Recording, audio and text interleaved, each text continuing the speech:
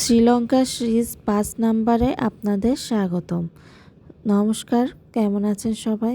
আশা করি সবাই ভালো আছেন।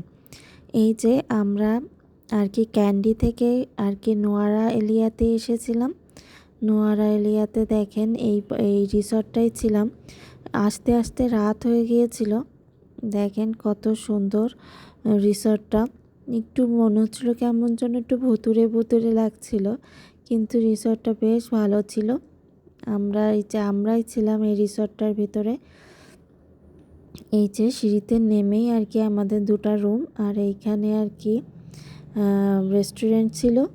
আর এই যে আমরা দুইজন দুটো রুম নিয়েছিলাম এই যে আমাদের রুমটা দেখেন বেশ বড় রুম। আর এই যে বাথরুম একটু পুরান আমলের ছিল রুমটা, কিন্তু বেশ ভালো বড় ছিল, পরিষ্কার ছিল। আর এইখানের যারা কাজ করছে এরা শ্রীলঙ্কার মানুষজনই শ্রীলঙ্কার ভাষায় কথা বলে। এদের সমস্যাটা কী ছিল, শ্রীলঙ্কা ইংলিশ একটু মোটামুটি বুঝছিল, বেশি বুঝতে পারছিল না।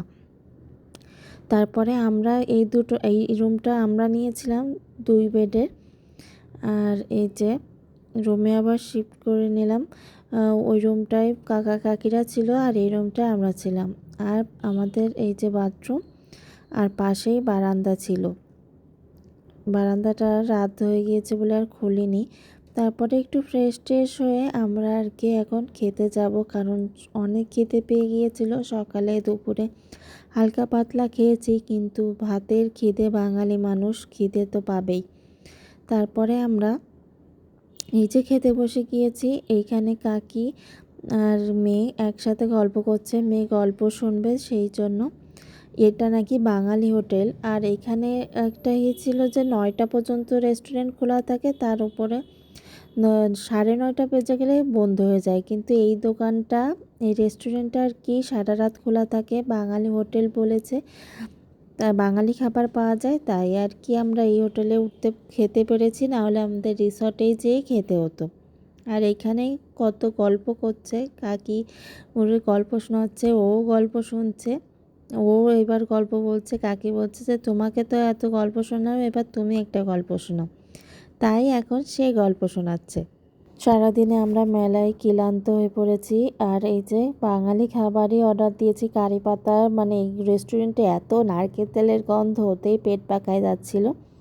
ডিম ভাজাই খাবো, কিন্তু দেখেন ডিম ভাজাতে কারি পাতা দিয়েছে, নারকেল তেল দিয়ে ভাজেনি, কারি পাতা দিয়েছে।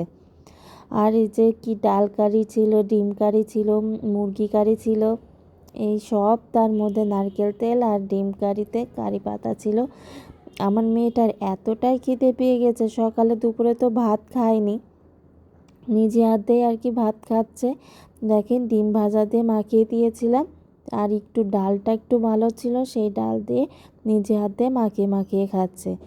আসলে খিদে পেটে সব কিছুই ভালো লাগে, কিন্তু নারকেল তেলের গন্ধটা সহ্য হচ্ছিল না। এই যে খাচ্ছে আর গল্প শুনছে, সবাই গল্প করছে। তারপর আমরা রুমে এসে ঘুমিয়ে পড়েছি।